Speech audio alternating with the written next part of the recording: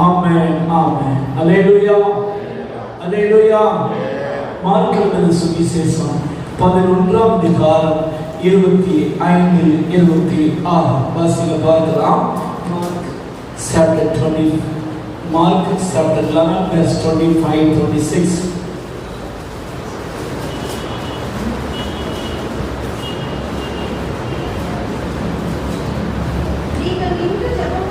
நீங்கள் நின்று ஜெபம் பண்ணும்போது ஒருவர் பேரில் உங்களுக்கு யாதொரு குறை உண்டாயிருக்குமானால் பரலோகத்தில் இருக்கிற உங்கள் பிதா உங்கள் தப்பிதங்களை உங்களுக்கு மன்னிக்கும்படிக்கு அந்த குறையை நீங்கள் அவனுக்கு என்ன செய்யுங்கள்? மன்னியுங்கள்.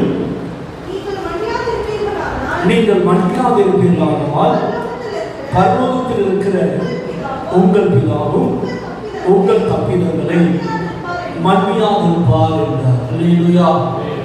இந்த நாளில் தேவாவியானவர் உங்களோடு பேசுகிற தேவனுடைய வார்த்தை என்னவென்றால் மன்னிப்பு ஒப்புரவாகுதல். மன்னிப்பு ஒப்புரவாகுதல். நம்முடைய வாழ்க்கையில் நிறைய வேளைகளில் ஜெபம் கேட்கப்படுவதில்லை.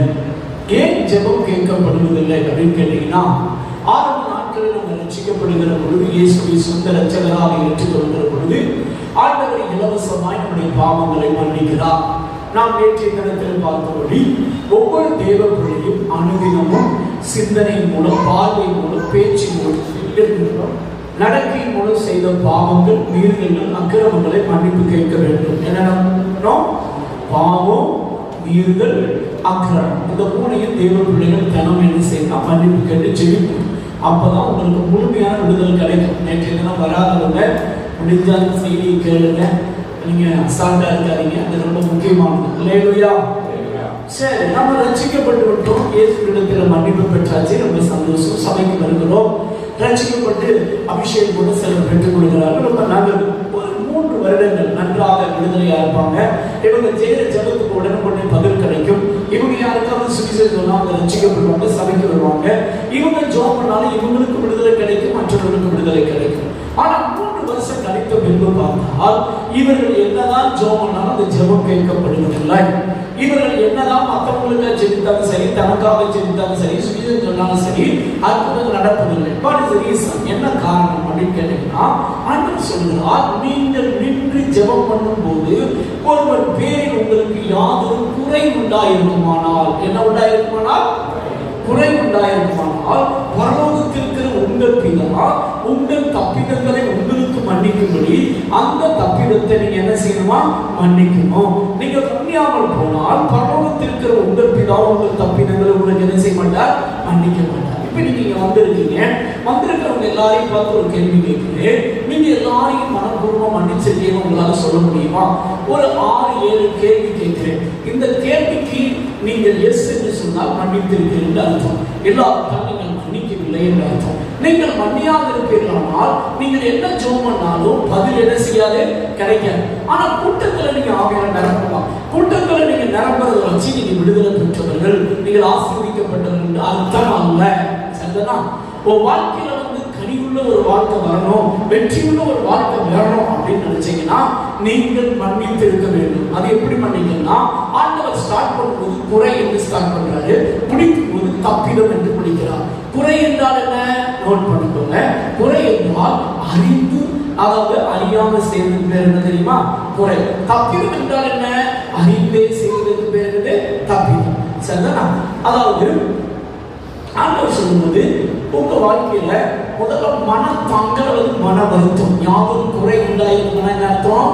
யார் மேலே மன வருத்தம் அல்லது மனத்தாங்கல் உங்களுக்குள்ள இருக்கு அப்படின்னா நீங்க மன்னிக்கலன்னு அர்த்தம். எக்ஸாம்பிளுக்கு உங்க அப்பா அம்மாவே எடுத்துக்கோங்களேன். நான் ஒண்ணுமே செய்யல பாஸ்டர், எங்க அப்பா அம்மா எப்போ பார்த்தாலும் எனக்கு திட்டிக்கிட்டு இருக்காங்க. நான் ஒண்ணுமே செய்யல பாஸ்டர், என் கணவனார் திட்டுறாரு. நான் ஒண்ணுமே செய்யல பாஸ்டர், என் மனைவி திட்டுறா அப்படின்னு ஒரு மன வருத்தம் உள்ளவங்களுக்கு வந்துருக்கீங்களா?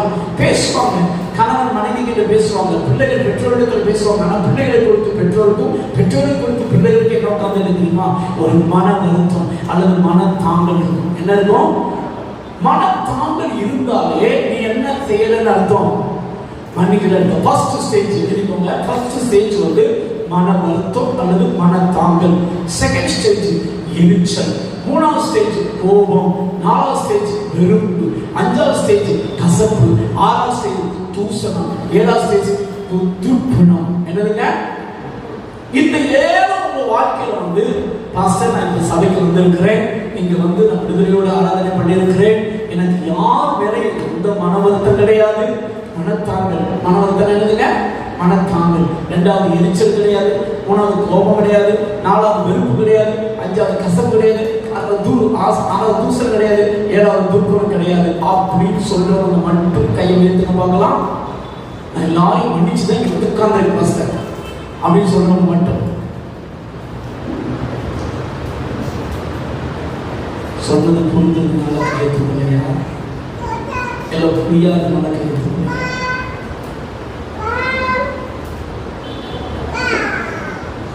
உங்களுக்கு ஏதோ மன வருத்தம் மற்றவங்க என்ன செஞ்சிருக்கு? நீங்க நல்லா கவனிச்சு பாருங்களேன். நீங்க ரட்சிக்கப்பட்டு 4 வருஷம் விசுவாசி இருப்பீங்க. இதே விசுவாசத்தை ஆரம்பத்தில் ஜெபம் பண்ணா உனக்கு போட்டு பதில் கிடைக்கும். இதே விசுவாசம் ஆரம்பத்தில் ஜெபம் பண்ணா உனக்கு பதில் கிடைக்கும், நீங்க மற்றவங்க ஜெபம் பண்ணா பதில் கிடைக்கும். இப்ப இதே விசுவாசம் சபைக்கு வரலாம், கூட்டத்துக்கு வரலாம், ஏன் கன்வென்ஷன் மீட்டிங் கூட போகலாம். நீங்க பெரிய மீட்டிங் போகும்போது அபிஷேகம் இறங்கும். நல்லா கவனிக்கணும். அபிஷேகம் இறங்கினால தான் நம்ம ஏமாந்து போறோம். என்ன இறங்கினால நம்ம ஏமாந்து போறோம்? அபிஷேகம் இறங்கினால நம்ம என்ன நினைக்கிறோம் அப்படின்னா எல்லாமே கரெக்ட் ஆயிடுச்சு அப்படின்னு நினைக்கிறோம். அது அப்படி கிடையாது. கர்த்தர் பட்சபாதம் இல்லாதவர். அதனால தண்ணி விடும்போது எல்லாருமே நினைச்சு விடுது, அதான் நம்முடைய அர்த்தம். ஆனா நீ சபைக்கு வந்து ஆவியில நிரம்பி, கூட்டத்துக்கு வந்து ஆவியில நிரம்பி நீ வீட்டுக்கு போக பாத்தியா, எப்பயும் கூட வாழ்க்கை தொடர்ந்து எந்த சான்சஸ் இருக்கவே இருக்காது, எந்த பதிலும் இருக்காது, எந்த வளர்ச்சியும் இருக்காது. ஏதோ கிறிஸ்தவனா மாறினேன், சபைக்கு வருவேன், ஏதோ ஜெபம் பண்றேன், ஏதோ காணிக்கை கொடுக்குறேன், அவ்வளவுதான். 10 11 இப்படித்தான் நாட்டில் நிறைய பேர் வாழ்றாங்க. ஆனா அநேகரை கர்த்தர் பயன்படுத்த முடிவதில்லை. ஆரம்ப நாட்களில் கர்த்தர் அவர்களை பயன்படுத்தினான். ஆனா இப்ப கர்த்தர் பயன்படுத்த முடியல. ஏன்? ஒருத்தர் மேல உங்களுக்கு மன வருத்தம், கசப்பு, கோபம், வெறுப்பு வந்துருச்சு அப்படின்னா கர்த்தர் ஜெபத்தை கேட்க மாட்டாரு. 2வது கிருபை ஒண்ணு விட்டு விலகிறோம். என்ன விட்டு விலகிறோம்? இப்ப எக்ஸாம்பிள் சொல்றேன். சபைக்கு ஒருத்தர் புதுசா வரான்னு வச்சுக்கோங்க. புதுசா வரவங்க நீங்க என்ன செய்வீங்க? சந்தோஷமா இருப்பீங்க. ஏன்னா அவங்களுக்கு உங்களை பத்தி தெரியாது, உங்களுக்கு அவங்களை பத்தி தெரியாது. ஆனால் நல்லா பேசுவீங்க. வாங்கக்கா, வாங்க, எந்த தெருவில் வந்திருக்கீங்க, எந்த பிரதர் எங்க இருந்து வந்திருக்கீங்க, சந்தோஷமா பேசுவீங்க. ஆனா ஒரு 6 மாசம் ஆகுது, அதே நபரை குறித்து நமக்கு பல செய்திகள் என்ன செய்யலாம் வந்திருக்கும். அவர் மோசமானவர், அவர் அப்படிப்பட்டவர், இவர் இப்படிப்பட்டவர், அவர் உங்களை பற்றி குறை சொல்லிக் கொண்டிருக்கிறார். இப்படி ஒரு நியூஸ் நமக்கு என்ன செஞ்சிடும்? சேகரிப்பு வந்துடும். இப்ப சேகரிப்பு வந்தோடனே ஃபர்ஸ்ட் நம்ம எப்படி ஆசையா உங்களை வரவேற்றோமே, இப்ப நம்ம ஆசையை வரவேற்போம் நினைக்கிறீங்க? சொல்லுங்க. அவர் வீட்டில் சண்டை போடுற ஆளு, அவர் மோசமான ஆளு நியூஸ் நமக்கு வந்துருச்சு அப்படின்னா நம்ம பார்க்கும்போது பிரைஸ்ல உண்மையா சொல்லணும்னு நினைக்கிறீங்க? வழி நம்ம சொல்லுவோம். என்னெல்லாம் சொல்லுவோம்? இதுக்கு பேர்ல என்ன தெரியுமா? நீங்கள் மன்னிக்கவில்லை. என்ன செய்யவில்லை? ஆண்டவர் சொல்லுகிறார், நல்லா கவனிக்கணும். நீ ரட்சிக்கப்படுறதுக்கு முன்னாடி இலவச மன்னிப்பு. நீ ரட்சிக்கப்பட்ட பிறகு இலவச மன்னிப்பு கர்த்தர் தரமாட்டார். என்ன தரமாட்டாரு? மத்தேயு சுவிசேஷம் 18ஆம் அதிகாரம் 19ஆம் வசனத்திலிருந்து வாசிங்க பார்க்கலாம். 20லிருந்து வாசிங்க. மத்தேயு 18ஆம் அதிகாரம். அடுத்த வசனம் 21 வாசிங்க. அப்பொழுது பேதுரு அவரிடத்தில் வந்து, ஆண்டவரே, என் சகோதரன் எனக்கு விரோதமாக என்ன செய்து வந்தால் குற்றம் என்ன தெரியுமா? தெரிஞ்சே செய்யுங்க. தெரிஞ்சே செய்யுங்க. நிறைய பேர் கேட்பாங்க, பாஸ்டர் எத்தனை மூலம் பண்ணிக்கிறீங்க? தெரிஞ்சே செய்யறாங்க அப்படின்னு நமக்கு கோபம் என்ன செய்யுது? வருது. ஆனா ஆண்டவர் என்ன சொல்றார் பாருங்க, குற்றம் செய்து வந்தால் நான் எத்தனை தரம் மன்னிக்க வேண்டும்? 7 தரம் மட்டுமோ என்று கேட்டான். அதற்கு இயேசு 7 தரம் மாத்திரமல்ல, 70 தரம் என்று உனக்கு சொல்லுகிறேன்.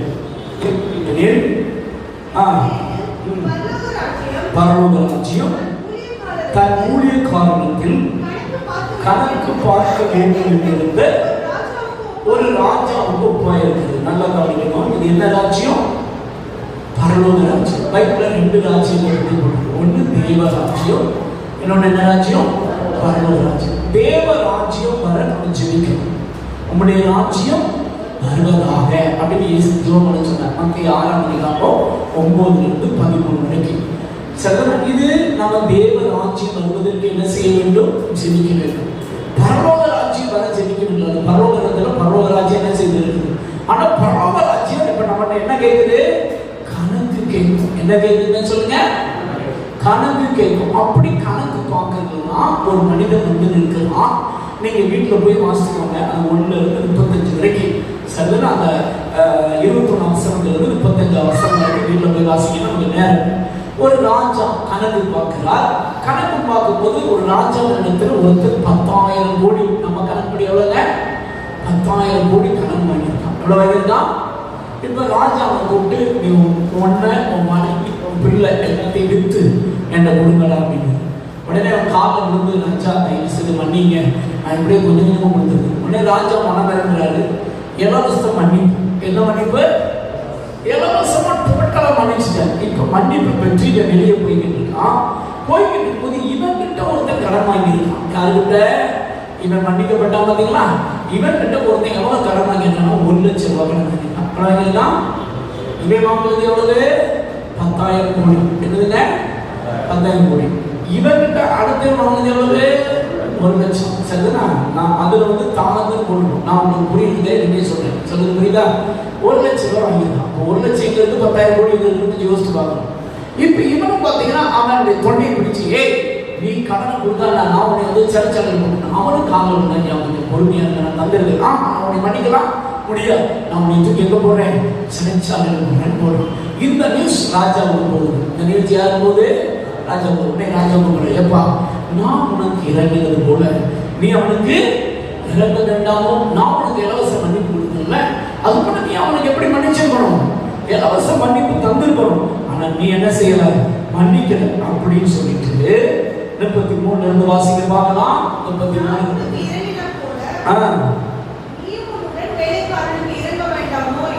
என்ன சொல்லி அவனுடைய ஆண்டவன் கோபம் அடைந்து அவன் பட்ட கடனை எல்லாம் தனது கொடுத்து தீர்க்கும் அனுபவம் உபாதிக்கிறவர்களிடத்தில் அவனை ஒப்பு கொடுத்தான். எங்க ஒப்பு கொடுக்கிறாங்க?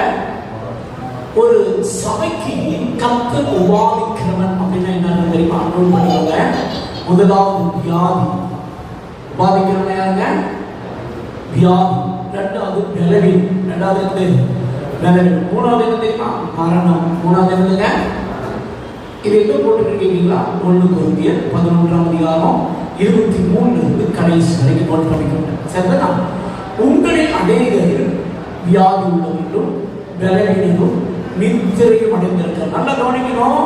ரட்சிக்கப்படுறதுக்கு முன்னாடி ஆரம்ப ஸ்டேஜ்ல நீ வந்த அப்படின்னா உங்க பாஸ்டர் உங்களுக்கு ஜெபம் பண்ணிருப்பாங்க. வியாதி காணாம போயிடும், பிரச்சனை காணாம போயிடும், பலவீனம் காணாம போயிடும். ஆனா ரட்சிக்கப்பட்டு 3 வருஷம் ஆச்சு, இப்ப சபைக்கு வர்றாங்க, யாரையும் இவங்க மன்னிக்கல அப்படின்னா இப்ப அதே பாஸ்டர் ஜெபம் பண்ணுவாங்க. இப்ப வியாதி மாறாது, இப்ப பலவீனம் மாறாது, எதிர்பாராத விபத்து நடக்கும், எதிர்பாராம ஆள் செத்தே போவாங்க. என்ன செய்வாங்க? நல்லா கவனிக்கணும். இதுதான் உபாதிக்கிறவன். உபாதிக்கிறவன் கையில் கர்த்தர் ஒப்பு கொடுத்தாலும் சாத்தான் கையில் ஒப்பு கொடுப்பாரு. யார் கையில் ஒப்பு கொடுப்பாரு? நல்லா கவனிக்கணும். பொதுவா இருந்து இந்து மக்களா இருந்து இயேசுவை தேடுறவங்க வேண்டி ஜோம்னா பிசாசு உடனே போயிடும். ஆனா ரட்சிக்கப்பட்டு 4 வருஷம் எடுத்து பிறகு ஜோம்னா பிசாசு போகாது. தெரியுமா? நாளாகும், போராடும். ஏன் அப்படின்னா நம்ம துணிகரமா என்ன செய்யறது? பாவம் செய்யுது. ஒரு சகோதரி பார்த்தீங்கன்னா அவங்களுக்கு தாங்க முடியாத வயிற்று வலி. என்னதுங்க? தாங்க முடியாத வயிற்று வலி. ஆனா அவங்க இந்து பக்கத்தில் உள்ளவங்க உங்களை போல கிறிஸ்தவங்களா இருக்கவங்க எங்க பாஸ்டர் வாங்க, ஏசப்படி ஜோம்னா என்ன ஆயிடும்? சரியா போகும், இயேசுவை நம்புங்க அப்படின்னு சொன்னாங்க. இந்த சகோதரி ஏற்கனவே பல டாக்டர் கொடுத்தாங்க, ஏறி இறங்கி மாத்திரைன்னா சாப்பிடாச்சு. எந்த ட்ரீட்மெண்ட் என்ன செய்யல, சுகமாக்க முடியல, வயிற்று வலி தாங்க முடியல. ஸ்கேன் பண்ணியாச்சு, மாத்திரை சாப்பிடுறோம், பல டாக்டர் பார்த்தாச்சு, பணம் பல ஆயிரம் செலவு பண்ணியாச்சு, ஒன்னே தெரியல, சுகமாகல. இப்ப இந்த சகோதரி சொன்னோடனே சரி உங்க சபைக்கு வர ஞாயிற்றுக்கிழமை வந்தாங்க, ஆராதனை அட்டெண்ட் பண்ணாங்க. முடிஞ்ச உடனே பாஸ்டர் ஜோம் பண்ணாங்க. பாருங்க, தலை வயிற்று வலி என்ன செஞ்சிருச்சு, கிளீனா போயிருச்சு. வயிற்று வலி போனோடனே அந்த சகோதரிக்கு ரொம்ப சந்தோஷம். கிட்டத்தட்ட 6 மாசத்துக்கு மேல படாத பாடுபட்ட நம்ம இங்க வந்து ஜோம் பண்ணி இயேசு கிறிஸ்து என்ன தந்தார், விடுதலை தந்தார்னு சொல்லி இயேசுவை சொந்த ரட்சகராக ஏற்றுக்கொண்டார்கள், ரட்சிக்கப்பட்டார்கள். சபைக்கு ரெகுலராக வந்தாங்க, ஆசாரம் இருந்தாங்க, பரிசுத்தோடு அபிஷேகம் பெற்றாங்க. 3 வருடம் ஓடியது. எத்தனை வருடம் ஓடியது? 3 வருடம் ஓடியது. இப்ப அதே வயிற்று வலி திரும்ப வருது. என்ன வருது? வயிற்று வலி வருது. சபைக்கு உண்மையான விசுவாசி, சபைக்கு தசமமாக மானியம் கொடுக்கிறது, பாஸ்டரோடு சேர்ந்து ஊழியம் செய்து எல்லாமே கரெக்டாக இருந்தாங்க, நல்லா ஜெபிக்கிற சகோதரி. ஆனா இப்ப வயிற்று வலி. இப்ப பாஸ்டர் பாத்தீங்கன்னா அதே வயிற்று வலினோடனே நல்ல ஒரு விசுவாசியா இருக்குது. இவங்களுக்கு நம்ம ஜெபிக்கணும்னு சொல்லி எவ்வளவு பாடுபட்டு ஜெபிக்கிற, ஆனா வயிற்று வலி என்ன செய்ய மாட்டேங்குது, போக மாட்டேங்குது. இப்ப இந்த சகோதரி பல ஜோமனு பார்த்து ஒண்ணு நடக்கல. கடைசியில் ஆஸ்பத்திரிக்கு பலவடிக்கு போச்சு, ஆஸ்பத்திரியில் பலவடிக்கு ட்ரீட்மெண்ட் எடுத்தாங்க, ஒண்ணு நடக்கல. என்னதான் உருவாக்கமான சத்தம் போட்டாலும் வயிற்று வலி குறையவே இல்லை. என்ன செய்யலங்க? அப்ப அந்த சபைக்கு என்ன போல ஒரு விசேஷ ஊழியர்கள் வந்த பாஸ்டர் என்ன செஞ்சாங்க அப்படின்னா, அந்த சபை பாஸ்டர் அந்த சகோதரி கொண்டு பாஸ்டர் நல்ல விசுவாசி, நல்லா ஜெபிக்கிறவங்க, நல்ல இருந்து ரசிக்கப்பட்டவங்க, அந்த வயிற்று வலியெல்லாம் வந்தாங்க, சுகமாயிடுச்சு. இப்ப பாத்தீங்கன்னா என்ன ஜோமனா போக மாட்டேங்கிறீங்க, நம்மளுக்கு ஜெபி. பாஸ்டர் தலையில கை வச்சாங்க வந்த ஊழியர்கள். வச்சோடனே கத்த சொன்னா, இவனுக்கு ஏன் வயிற்று வலி வந்தது தெரியுமா? இவருக்கும் இவன் தங்கச்சி கடையில பிரச்சனை, லேண்டு பிரச்சனை, நில பிரச்சனை, சொத்து பிரச்சனை. என்ன பிரச்சனை? சொத்து பிரச்சனைல இவன் அவன் கூட சண்டை போட்டு நான் உனக்கு தரவே மாட்டேன்னு தகவல் நினைக்கிறான். இவன் செய்யற அந்த தப்பில் இருக்கும் என் வயிற்று வலி வந்துச்சு, இவளை மன்னிக்க சொல்லி அதை ஒழுங்க கொடுக்க சொல்லி நான் என்ன செய்வேன், சுகமாகவே நான் சொன்னேன். வந்த ஊழியர் தெளிவா சொன்னாங்க, ஜபப்பட நிப்பாட்டி சொன்னாங்க, ஏமா எனக்கு கர்த்தர் சொன்னாரு இப்படி காரியம் இருந்ததுன்னு. ஆமாங்க, இப்ப நீங்க மன்னிங்க, இயேசு உங்களுக்கு என்ன தருவா? மன்னிங்கன்னா மனப்பூர்வமா மன்னிக்கணும். எப்படி மன்னிக்கணும்? நிறைய பேர் மன்னிச்சுட்டீங்களான்னு கேட்டா மன்னிச்சுட்டேம்மா, மன்னிக்க போயிட்டு அந்த தட்டனுக்கு என்ன செய்யறேன், வைக்கிறேன். சோறு என்ன செய்யறேன், வைக்கிறேன். அதை என்ன செய்யறேன், செய்யறேன். ஆனா அன்னைக்கு செஞ்சு ஓரத்தில் உட்கார்ந்து எங்க உட்கார்ந்துடா. பெண்களுடைய ஒரு நல்ல கேரக்டர் என்ன, எதையுமே மறக்க மாட்டாங்க, எதையுமே நினைச்சு பண்ணாங்க, நல்லதையும் மறக்க மாட்டாங்க, கெட்டதையும் மறக்க மாட்டாங்க. ஆண்களுடைய ஒரு நல்ல கேரக்டர் தெரியுமா, ரெண்டையுமே மறக்க. என்ன பிரச்சனை? ரெண்டையுமே மறந்துடுவாங்க. நம்ம ஆண்கள் பாத்தீங்கன்னா 10 வருஷத்துக்கு முன்னாடி அவ என்ன வார்த்தை சொன்னாங்க அப்படி பிங்கெட்டு வச்சிருப்பாங்க. எப்படி சொல்றாங்க? நம்ம ஆண்கள் பாத்தீங்கன்னா இங்க மேல இருந்து படியில கீழே இறங்க என்ன சொன்னீங்க கேளுங்க, தெரியாது. இங்க இருந்து படியை விட்டு கீழே இறங்கி கேளுங்க, பாஸ்ட் என்ன சொன்னாரு, அதுதான் தெரியல அப்படின்னு பார்த்துட்டீங்களா? பெண்களுடைய கேரக்டர் என்னன்னா, ஊருக்கு போனான்னு வச்சுக்கோங்க, 3 நாள் ஊருக்கு போனா கணவனாட்ட வந்து சொல்லுவாங்க, நான் ஏறினா நான் இறங்கினா நான் அவங்கள பார்த்தேன்னா இவங்கள பார்த்தேன்னா இவங்க கிட்ட பேசுனா அவங்க கிட்ட பேசுனா அப்படியே ஒரு பெரிய பட்டியலே எழுச்சிக்கான போடுவோம். ஆனா நம்ம ஆத்துக்காரங்க கேட்கறேன், என்ன பண்ணீங்க, போனீங்க? ஆமா போனேன். என்ன இருந்துச்சு? நல்லா இருந்துச்சு. ஆமா. வேற ஒண்ணு என்ன செய்யாது, பதிலே வராது. பாத்தீங்களா? நம்ம ஆண்களுக்கு எல்லாத்தையும் மறக்க தெரியும், நம்ம ஆண்களுக்கு எதையுமே என்ன செய்யாது. அதான் அந்த பிரச்சனையே. பிரச்சனைக்கு காரணம் என்னன்னா, தீமையை பழகும், நன்மையை நினைக்கணும். அல்லேலூயா, அல்லேலூயா. ஆனா நம்ம 10 வருஷம் நடந்து பெண்கள் போன கொடுத்து ஒரு பிரச்சனையை 10 பேர் சொல்லுங்களேன், அப்படியே திங்கத்துக்கு அடிப்பாங்க. எங்ககிட்ட கொடுத்து அதை சொல்லுங்களேன், முதல் ஆட்ட சொல்லும்போது ஒரு 2வது ஆட்ட சொல்லுங்க, 10வது ஆட்ட சாப்டரே க்ளோஸ் ஆயிடும். என்ன சொல்ல எங்களுக்கு தெரியாது. இது ஒரு பெண்களுக்கு இருக்கிற ஒரு விசேஷத்தை ஞாபகம் என்ன தெரியுமா, ஒரே நேரத்தில் நீங்க 4 வேலை செய்வீங்க. எத்தனை வேலை செய்வீங்க? 4 வேலை. எக்ஸாம்பிள் சொல்லுங்க, இப்போ உங்க கையில குழந்தை என்ன செய்து இருக்கு, தொட்டில போட்டிருக்கீங்க, அந்த குழந்தைக்கு அங்கே கத்திட்டு இருக்கு. இப்போ ஒரு போட் கால் வருது, இப்போ இந்த குழந்தைக்கு பால் என்ன செய்யணும், கொடுக்கணும். நீங்க என்ன செய்வீங்கன்னா போல் எடுப்பீங்க, போனை வச்சுருவீங்க, சொல்லுங்க பேசிட்டே இருப்பீங்க. இது பால் என்ன செய்வீங்கன்னா சரி ஆத்தி அந்த குழந்தைங்க என்ன செய்ய தெரியுமா பாடம் பண்ணுவீங்க. உடனே பார்த்தீங்கன்னா அங்கே சட்டிமான காய்ச்சிக்கிட்டு இருக்கும். அதை என்ன செய்ய தெரியுமா சட்டு சட்டு சட்டு சட்டு என்ன செய்யும் வேலை நடந்துட்டு இருக்கும். இந்த 4 ஒரே நேரத்தில் யாரால செய்ய முடியும் சொல்லுங்க? உங்களால் செய்ய முடியும். ஆனால் நம்ம ஒரு நேரத்தில் ஒரு வேலை தான் செய்ய முடியும். ஒரு நேரத்தில் அவர் போன் பேசியிருப்பாரு. போன் பேசும்போது மனைவி சொல்லுவாங்க, என்னங்க இன்னைக்கு வரும்போது சரிம்மா சரிம்மா ரைட் ஓகே ஐயா இறங்குவாரு. இறங்கினோட என்ன சொல்லியிருக்காரு? உண்மையா இல்லையா சொல்லுங்க சார். நீங்க விஷயத்தை திரும்ப விட்டாங்க. ஆனா என்ன ஒரு குடும்பம் கேட்டா கசப்பை மறக்கவே தெரியாத பிரச்சனைக்கு காரணம் என்னன்னா நாங்க ரெண்டையுமே மறந்துருக்கோம். நீங்க எதையுமே செய்யறதில்லை. இது எவ்வளவு பெரிய குடும்பம் பார்த்தீங்களா? இதை நம்ம புரிஞ்சுக்கிட்டோம் அப்படின்னா ஒழுங்கா வாழலாம். அதனால எல்லாரையும் மனப்பூர்வமா என்ன செய்யணும்?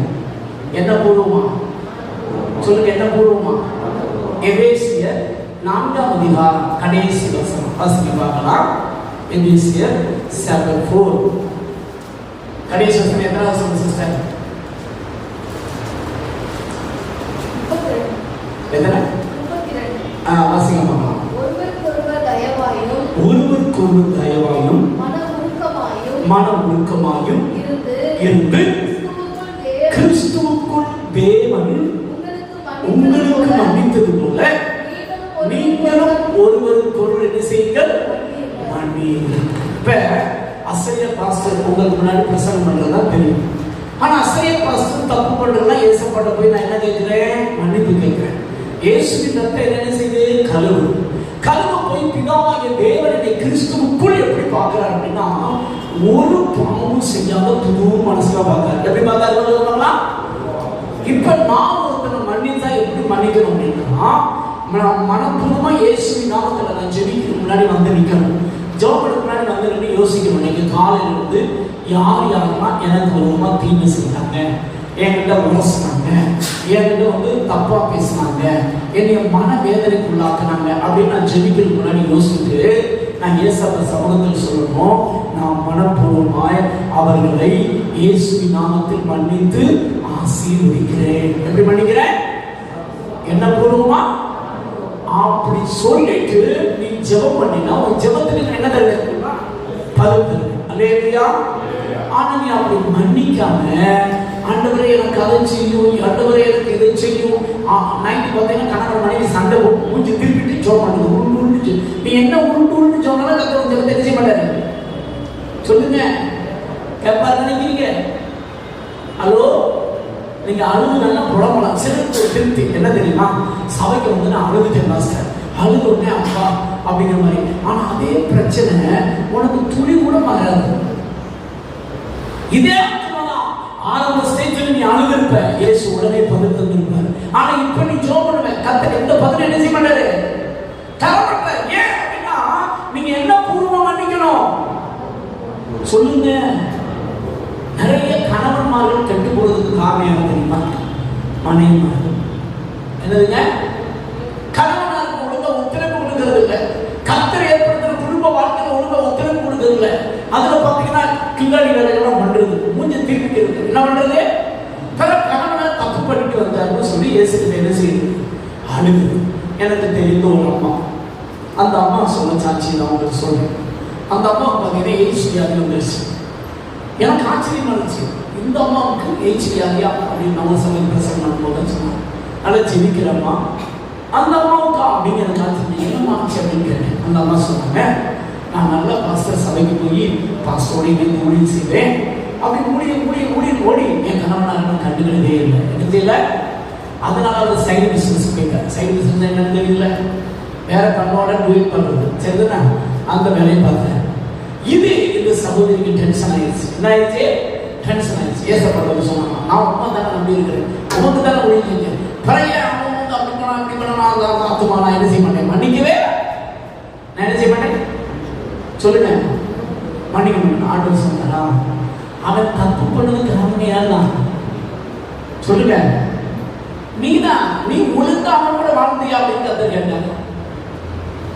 நான் உனக்கு ஊழியம் தானே செஞ்சேன் அப்படின்னு. இதனால இந்த அம்மாவுக்கு என்ன வந்துச்சு? நான் மன்னிக்காதனால என்னதனால என்ன வந்துருச்சு? ஏச்சு ஞானி வந்துச்சு. ஆனா அந்த கணவனா இருக்கார் பார்த்தீங்களா, அவர் வந்து திரும்ப மன்னிப்பு கேட்டிருக்காரு. இந்த ஆத்மா என்ன செய்யற மாதிரி இல்லை, மன்னிக்கிற மாதிரி இல்லை. கடைசியில் அவர் செத்து போயிட்டார். செத்த நரகத்துக்கு போற, நரகத்துக்கு போனா நரகத்தெல்லாம் கத்த காமிக்கிறார். காமிக்கும் போது இந்த மனுஷன் வந்து கதறார், ஐயோ இப்படி ஒரு உலகம் இருக்கான்னு சொல்லி எனக்கு தெரியல அப்படின்னு. அப்படி கதறதுனால கத்தர் என்ன செஞ்சா தெரியுமா? 2 மணி நேரம் கழிச்சு பறவை உயிர் வந்துச்சு. உயிர் வந்த உடனே இந்த மனுஷன் அன்னைக்கு இயேசுவை ஏற்றுக்கொண்டார், மனம் திரும்பி ரட்சிக்கப்பட்டார், ஒழுங்கா சபைக்கு கொண்டார். 2 மாசம் ஒழுங்கா இந்த ஞானஸ்நானம் எடுத்தாங்க. 2 மாசம் கழிச்சு இயேசுக்குள்ள வந்து சேர்த்து பண்ண எங்க வீட்டாரு. ஆனா இந்த அம்மா அந்த கொடுமை வீட்டுல என்ன செஞ்சுக்கிட்டு இருக்குது? இப்ப சொல்லுது அந்த அம்மா, நான் மன்னிக்காதனால வந்த விளைவு. என்னதுனால வந்த விளைவு? தேவ பிள்ளையே, உன் வாழ்க்கையில நீங்க எல்லாரும் எப்படி மன்னிக்கணும் சொல்லுங்க? எப்படி மன்னிக்கணும்? தப்பு செய்து அவங்க டூட்டி, மன்னிக்க வேண்டியது டூட்டி. அல்லேலூயா. நீ சொல்லலாம், பாஸ்டர் எத்தனை முறை மன்னிக்கிறது பாஸ்டர்? திரும்ப திரும்ப மன்னிக்கிறது வேற மாட்டாரே. ஆண்டவர் மட்டும் நீ வேணுக்கு நீ எத்தனை முறை இயேசு கிட்ட மூஞ்சி காமிச்சிட்டு இருக்க? உன்னை மட்டும் இயேசு கிறிஸ்து மன்னிக்க நீ உயிரோடு இருக்க முடியுமா? சொல்லுங்க சார். நம்மகிட்ட எத்தனை முறை இருக்குதா இல்லையா? நான் என்னை நினைச்சு பார்க்கிறேன். ஏன்னா ஆண்டவர் நிறைய சொல்லிட்டு நான் வந்து சில காரியம் இன்னும் செய்யலை, எனக்கு தெரியும் நான் என்ன செய்யறதுன்னு எனக்கும் தெரியும். அவர் சொல்றாரு, இத்தனை மணிக்கு எழுந்து ஜோம் பண்றான் அப்படின்னு. நன்மைக்கு வரைக்கும் பார்த்தீங்கன்னா அவர் சொன்ன டயத்துல சரியா நினைச்சு நிற்க முடியல. ஆனா ஜோம் பண்றேன், கத்தோலிக்க தெரிஞ்சு நான் ஜோம் பண்றேன், அவங்களோட காலத்தினா பல காரியம் செய்யறேன். ஆனா சில காரியத்தை என்னால கீழ்படிய முடியல. ஆனா அவர் மட்டும் இப்படி பார்த்து அப்படின்னா நான் பயன்பட முடியுமா? கத்திரை மூலமா கிரியை செய்ய முடியுமா? நீங்க கத்திரை மூலமா பலமா கிரியை செய்யல. யோசிச்சு பாருங்க, இதுக்கெல்லாம் நம்ம தகுதியான ஆளே கிடையாது. தேவன் கிருபையா நம்மளை என்ன செஞ்சிருக்க? மன்னித்திருக்க. அப்ப தேவன் என்னை மன்னித்திருக்க, எனக்கு மூலமா என்ன தீமை செஞ்ச என்ன பண்ணிட்டு போ, நான் இயேசு நாமத்தில் என்ன செய்யறேன்? மன்னித்து. எனக்குமே நல்லா கவனிக்கணும், நம்ம இயேசுக்கு விரோதமா செஞ்ச பாவம் தான் பெருசா இருக்கு. மத்தனை நமக்கு விரோதமா செஞ்ச பாவம் பெருசா இருக்கிறது வாய்ப்பே. நம்ம பாவத்தை மட்டும் இயேசு டிவி ஓபன் பண்ணா யாராவது நம்ம பக்கத்துல வருவானா? சொல்லுங்க சார், ஒருத்தர் வரமாட்டான். அப்படி இருக்க அவன் உனக்கு விரோதமா செஞ்ச ஒரு சின்ன தப்பை ஏன் இவ்வளவு பெருசா இல்லை? ஆனா மனுஷன் இருந்தா நமக்கு விரோதமா பேசும்போது விலகுனா வருத்தம் வரும், எரிச்சல் வரும், கோபம், வெறுப்பு வரும். அதுல எந்த டவுட்டுமே கிடையாது. எனக்கு ஒரு நாள் பார்த்தீங்கன்னா, நாங்கள் இப்போ இருக்கிற வீட்டுக்கு முன்னாடி ஒரு வீட்டில் வாடகை இருக்கோம். இங்கே வந்து 8 வருஷம் ஆச்சு ராஜபாளையத்தில். அப்போ அந்த வீட்டு ஓனர் பார்த்தீங்கன்னா ரொம்ப எங்களுக்கு நாங்கள் வாடகை பணத்தெல்லாம் கொடுத்து வீட்டை விட்டு காலி பண்ணும்போது 3000 ரூபாய் தரணும். அவர் வந்து அட்வான்ஸ் வாங்கினதை என்ன செய்யணும்? தரணும். ஆனால் தரமாட்டேன்னு சொல்லிட்டு அவர் பார்த்தீங்கன்னா எங்களை நடு ரோட்டில் நிற்க வச்சு, நீ இந்த இடத்த விட்டு நான் உனக்கு கொண்டு முடியும் அப்படின்னு சொல்லி என்னை ரொம்ப பயன்படுத்தி கடைசியில் நாங்கள்லாம் வந்து பேசி அதுக்கடுத்த வழியோ. ஆனால் அவர் செஞ்ச அந்த காரியம், அந்த அவமானப்படுத்தினது என் உள்ளத்தை என்ன செஞ்சு உடைச்சது. என்ன செஞ்சது? உடைச்சது. அது ஒரு பெரிய கவலை, எனக்கு வேதனை. ஆனால் கஷ்டம்தான். சட்டை வீட்டுக்கு வந்தேன், எனக்கு அழுகுனா தாங்க முடியல, வேதனை செஞ்சதாமே. ஆனால் நமக்கு இவ்வளவு வேதனையாக இருக்குது அப்படின்னு சொல்லிட்டு அவ்வளோ வேதனை கசப்பு நமக்கு வருது. ஆனால் ஆண்டவருடைய சமூகத்தில் கொஞ்ச நேரம் அழுது அதுக்கப்புறம் நான் சொன்னேன், மனப்பூர்வமாக இயேசுவின் நாமத்தில் என்ன செய்கிறேன்? மன்னித்து ஆசீர்வதிக்கிறேன். அல்லேலூயா. மனுஷன் எந்த வருத்தம் செய்யணும் இல்லைன்னு சொன்னேன். ஆனால் நீங்கள் மன்னிச்சா ஏசப்பா உங்கள் ஜெபத்துக்கு என்ன தருவாரு? இன்னைக்கு அநேகர் கர்த்தர் பயன்படுத்த முடியவில்லை. ஏன் தெரியுமா? ஆரம்ப நாட்களில் பார்த்தீங்கன்னா எல்லாரையும் மன்னிச்சு செய்வாங்க. இப்போ போக போக போக அவங்களுக்கு கொடுத்து மன வருத்தம், இவங்களுக்கு கொடுத்து மன வருத்தம், மருமகளை கொடுத்து, மாமனாரை கொடுத்து, சம்பந்தியை கொடுத்து, சொந்த பந்தத்தை கொடுத்து, கூட பிறந்தவங்களை கொடுத்து, நிறைய பேர் கூட பார்த்தீங்கன்னா கோபம், எரிச்சல், வெறுப்பு, பாஸ்டர் அவனை மட்டும் பற்றி பேசாதீங்க, இவனை மட்டும் பற்றி பேசாதீங்க அப்படின்னு சொல்லி நிறைய பேர் உள்ள வச்சுப்பாங்க. பார்த்துருக்கீங்களா? கூட பிறந்தவங்களோட பேச மாட்டாங்க. இப்படிலாம் நீங்க இருந்தீங்க அப்படின்னா எழுதி வச்சுக்கோங்க, இந்த பூமியில உங்களுக்கு கர்த்தர் உபாதிக்கிறவன் கையில் ஒப்பு கொடுப்பார். உபாதிக்கிறவன்டா சாத்தான் கையில் ஒப்பு கொடுப்பார். உபாதிக்கிறவன்டா வியாதி கையில் ஒப்பு கொடுப்பார். உபாதிக்கிறவன்டா பலவீனம் உங்களுக்கு வரும். இதுல நீங்க வரும் பொழுது அலாட்டாகி என் வாழ்க்கையில் பலவீனம் வருது, என் வாழ்க்கையில் ஒரு வியாதி வருது, நான் ஜெபம் பண்ணி சுகம் பெறல அப்படின்னா நான் யாரையாவது மன்னிக்கலையா அப்படின்னு நிதானித்து பார்த்து தேவ சமூகத்தில் ஒப்புரவாகி ஏசப்பா நான் மன்னிக்கிறேன்னு சொல்லிட்டீங்க அப்படின்னா உங்களுக்கு கர்த்தர் நிரந்தர சுகத்தை தருவார். இல்லையா? ஆனா நீங்க மன்னிக்கல அப்படின்னா அது என்ன ஆகும் அப்படின்னா முதல்ல வியாதி, ரெண்டாவது பலவீனம், மூணாவது உடைய மரணத்துக்கு நேரம் கொண்டு போயிடும். நிறைய பேர் பாதியிலே செத்து போற அடிஸ்டம் நீங்க பார்த்துருக்கீங்களா? சாக வேண்டிய வயசு கிடையாது, ஆனா செத்துவாங்க. ஏன் சாகலாம்? கிறிஸ்துவன் செத்தா, வாழ வேண்டிய நாட்களில் செத்தா காரணம் இருக்குன்னு அர்த்தம். எழுதி வச்சுக்கோங்க. புரியுதா? நான் இயேசுவை ஏற்றுக்கொண்டிருக்கேன், நான் ரட்சிக்கப்பட்டிருக்கேன், நான் அபிஷேகப்பட்டிருக்கேன், நான் இயேசுவின் பிள்ளை. சாகக்கூடாது. பாதி வயசுல என்ன செய்யக்கூடாது? உனக்கு ஆக்சன் ஆகுது அப்படின்னா கணக்கு கேட்கணும். உனக்கு பிரச்சனை வருது அப்படின்னா கணக்கு ஏதோ ஜட்ஜ்மெண்ட் இருக்குன்னு அர்த்தம். சில காரியம் தேவன் அனுமதியின் பேர்ல வரும், அது எக்ஸப்ட். அது என்னது? எக்ஸப்ட். ஆனா உனக்கு கண்டினியூவா ஒரு காரியம் வந்து நின்று அப்படின்னா நின்று யோசிக்கணும். ஜெபம் ஆண்டவர் அதை சொல்றாரு, நீ நின்று ஜெபம் பண்ணும்போது ஒருவன் பேரில் உனக்கு யாதொரு குறை உண்டாயிருக்குமானால் பரலோகத்தில் இருக்கிற உங்கள் பிதா உங்கள் தப்பிதங்களை எழுதுங்க. தப்பிதம் என்ன சொன்னேன்? தெரிஞ்சே நம்ம எத்தனை தெரிஞ்சு செஞ்சிருக்கோம். செஞ்சிருமா இல்லைங்க? பெரிய நம்மளை மட்டும் பெரிய நீதிமான போல பார்க்கணும், அவனை போய் பெரும் படுமாவியா பார்க்கிறோம். என்னமோ நம்ம உத்தமன் போடுவோம், அவன் என்னமோ பெரும் படுமாவி போடுவோம். உன் உத்தமத்தை மட்டும் இயேசு சாமி டிவி போட்டு காமிச்ச நீ இருப்பியல் அவன் இருப்பாங்க. சொல்லுங்க.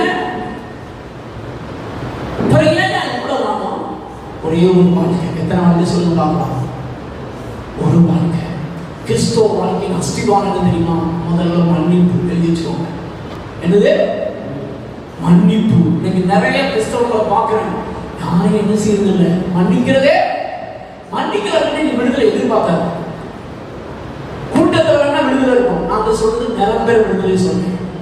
கூட்டத்தில் வந்து கர்த்தர் வந்திருக்கிற ஊழியக்காரர் ஜெபம் பண்ணிட்டு வந்ததுனால உங்க ஊழியக்காரர் ஜெபம் பண்ணிட்டு வந்ததுனால கர்த்தர் கூட்டத்தில் என்ன செய்யறாருன்னா எல்லாருமே என்ன செய்யணும், அபிஷேகம் எல்லாருமே திரும்ப அதுக்கு சம்பந்தம் இல்லை. நீ வீட்டுக்கு போனா பழவடிக்கு அதே இடத்துல உட்காந்துருக்கும், அதே வாழ்க்கை தான் இருக்கும். எந்த மாற்றமும் என்ன செய்யாது, வராது.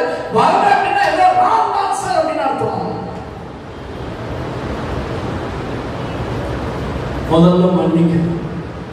இரண்டாவது மத்தேயு சுவிசேஷம் 5ஆம் அதிகாரம் 21 to 27 வாசிக்க பார்க்கலாம். இந்த ஒரு வசனத்தை வாசிப்போம். மத்தேயு 18:35 வாசிங்க. முதல் பகுதிக்கு 18:35.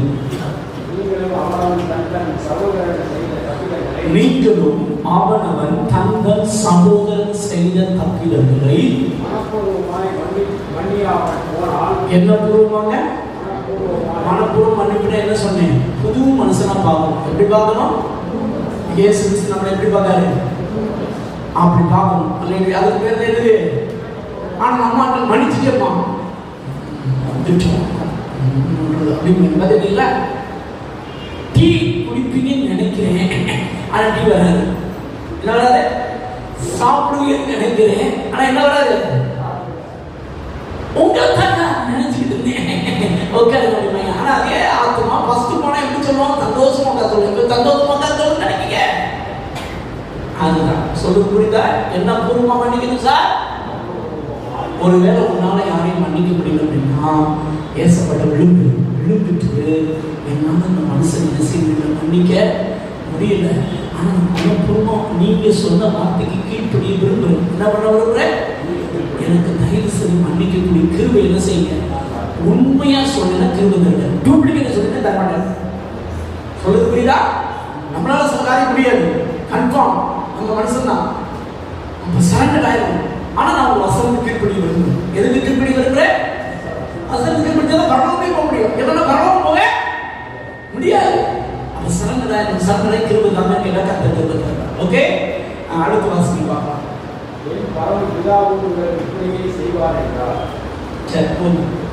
இப்ப மத்திய 5:21 வாசனை.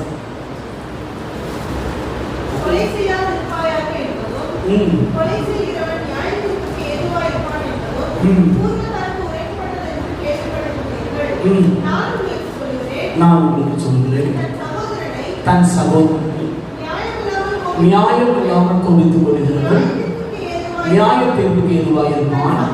தன் சகோதரனை வீரன் என்று சொல்லுகிறவன் ஆலோசனை சங்க தீர்ப்புக்கு ஏதுவாக இருப்பான். மூடனே என்று சொல்லுகிறவன் எரி நரகத்துக்கு ஏதுவாக இருப்பான். இப்ப நிறைய பேர் பார்த்தீங்கன்னா வாயை திறந்தாலே என்ன வார்த்தை வந்து லூஸ் அப்படின்னு ஒரு பதில் எழுது. லூஸ்ன்னு சொன்னா எங்க போவீங்க சொல்லுங்க. சிலர் வாயை திறந்தாலே சொல்லி லூசு, உங்க அப்பா ஒரு முக்கால் லூசு, நீ ஒரு அரை லூசு, அது ஒரு கால் லூசு. சொல்ல எல்லாத்துக்கீங்களா? அறிவு கெட்டவனே, சனியனே, இதெல்லாம் சொல்ல நீ எங்க போக தெரியுமா? சொல்லுங்க, எங்க போவ? நரகம் கன்ஃபார்ம். நீ யாரு தெரியுமா? கொலைகாரன். நீ யாரு? பழைய பண்ண கந்தி கொடுத்துனா கொலை. புதிய பண்ண ஒருத்தர் லூசுன்னு சொன்ன நீ யாரு தெரியுமா? கொலைகாரன். முட்டா அப்படின்னு சொன்ன நீ யாரு? கொலைகாரன். நான் மாட்டு வாயை திறந்தா என்ன வருது? முட்டா, அறிவு கெட்டவனே அப்படின்னு சர்வசாதாரணம் பார்த்தீங்களா? நிறைய பேருக்கு பாவம்னா பெரிய பெரிய பாவத்தை தான் பெருசாக பார்க்குறாங்க. அதாவது இந்த மாதிரி சாரணே சித்தம். ஆனால் சாத்தம் எப்படி பண்ணாங்க தெரியுமா? பெரிய பெரிய பாவம் இந்த கண்டுபிடிச்சிருப்பேன். அதனால சின்ன சின்ன பாவத்தை செய்ய வச்சு உன் வாழ்க்கையில் இருக்கிற தேவ பிரசன்ஸை உடனே எடுத்துருக்கணும். ஆனால் சின்ன சின்ன ஓட்டைகள் தான் மிகப்பெரிய வீழ்ச்சிக்கு காரணமாக இருக்கு. அதே உங்களுக்கு சின்ன சின்ன துமாரங்கள் தான் ஒரு அணை உடையதுக்கு காரணமாக இருக்கும். தெரியுமா உங்களுக்கு? நீ நினைக்கிற ஏன் நிறைய பேர் சொல்றது தெரியுமா? பாஸ்டர் 6 மணி நேரத்துல பைபிள் வாசிக்கும் போது கண்ணீர் வந்துச்சு. இப்ப என்ன கண்ணீர் நினைச்சு வருது? 6 மணி நேரத்துல நான் ஜோம் பண்ண உட்கார்ந்து கண்ணீர் வந்துச்சு. இப்ப வர மாட்டேங்குது. ஏன்? இப்ப என்னால தேவ பிரசன்னத்தை உணர முடியல. இப்ப என்னால தேவ சத்தத்தை கேட்க முடியல. காரணம் என்ன தெரியுமா? மத்தவங்க என்ன பேசுறது? லூசு. சரி, இருந்து ஒரு பார்த்து கேட்கிறேன். என் வாயில லூசு வார்த்தை என்ன செய்யாது? வராது. அறிவு கெட்டவன் வராது. சனியனே வரவே வராது அப்படின்னு சொல்ற ஆட்கள் மட்டுமே இது பார்க்கலாம்.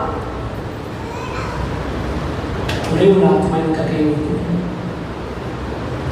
அதெல்லாம் என்ன ஆச்சு சொல்லுங்க சார். நான் ஒரு கேள்வி, சிங்கம் கழிச்சு சத்தம் அதிகமா, கொசு கழிச்சு சத்தம் அதிகமா? சொல்லுங்க சார். சின்ன பாவம் தான் மிகப்பெரிய வீழ்ச்சி தயாராகும். புரியுதா உங்களுக்கு? உண்மையாலையா? சிங்கத்தை பிடிக்கணும் அப்படின்னா பெரிய கூடா செய்வாங்க. கொசு அப்படின்னா கொசுவை செஞ்சுட்டு உடலிக்கணும். அது இல்லைங்களா? சின்ன சின்ன பாவங்கள் விளையாட்டா நினைக்காத. நீ சொல்ற அந்த லூசு அப்படிங்கிற வார்த்தைக்கு என்ன அர்த்தம் தெரியுமா? என்னை கொலபலின்னு அர்த்தம். கொலைகாரனை தேவன் அங்கீகரிப்பாரா? இப்போ நாங்கள் கேட்கிற கேள்வி தான். தேவன் அங்கீகரிப்பாரா? தேவ பிரசன்னை உணர முடியுமா? ஆனா எங்க நீ உணர்வு தெரியுமா? சபைக்கு வந்தவங்க கொலைகாரன். எங்க வந்தவங்க? சபைக்கு வந்தா என்னத்தை உணர்வான்? ஒரு எக்ஸாம்பிள் சொல்லியிருக்கேன். சவுல் கர்த்தர் அவனை விட்டு விலகினார் அப்படின்னு சவுல் விட்டு கர்த்தர் என்ன செஞ்சார்? விலகிட்டார். இப்ப தாவீதை பிடிக்க சவுல் என்ன செய்யறான்னு போர் வீரர்கள் அனுப்புறான். தீர்க்கதரிசிகள் கூட்டம் சாமுவேலோ சில தீர்க்கதரிசி சொல்லியிருக்காங்க தேவ பிரசன்னம். போனதுல பாத்தீங்கன்னா 100 பேர் இவங்க மேலே ஆவியானவர் இறங்குறாரு. யார் மேல இறங்குறாரு? போர் வீரர்கள். பழைய ஏற்பாடு ரூல்ஸ் படி பார்த்தா ஆவியானவர் எல்லாரும் மேலே என்ன செய்ய மாட்டார்? இறங்கவே மாட்டார். ஆனா யார் மேல இறங்குறாரு? போர் வீரர்கள் மேல இறங்குறாரு. இறங்கின உடனே அவன் தாவீதை பிடிக்க வந்தவன் எவன் பிடிக்காம அவனுக்கு ஆவியில் நடந்து அந்நிய வாசம் நம்ம புதிய ஏற்பாடு அந்நிய வாசம் அவன் தீர்க்கதரிசி சொல்லிட்டு இது சவுலுக்கு போகுது. பலருக்கு 100 பேர் அனுப்புறாங்க. அவங்க கூட அதே மாதிரி ஆவியில் நடந்து போறாங்க. உடனே பார்த்தா கலைக்க போறாரு. நானே போறேன் பிடிக்கும் அப்படின்னு சொல்லி இவன் நேரடியாக வரான். இவன் வந்தோடனே இவன் மேல யார் இறங்குறா? நல்லா கவனிங்க. யார் இறங்குறா? ஆவியானவர். அதுதான் கர்த்தர் அங்கீகரிச்சார் அர்த்தமா? ஹலோ, சபைக்கு வர்றதுனால நீ ஆவியில நிரம்புறதுனால நீ அங்கீகரிக்கப்பட்டதுன்னு அர்த்தமா?